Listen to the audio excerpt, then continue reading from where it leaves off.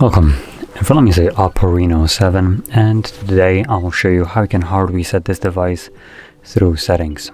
So to get started, let's open up settings, and from here scroll down to system settings, and at the bottom you'll find backup and reset, and then reset phone.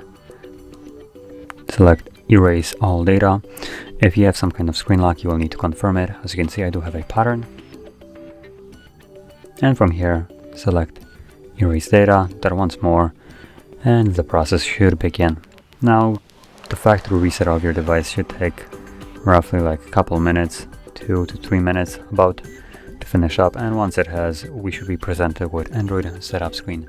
So I'll be back once that is visible.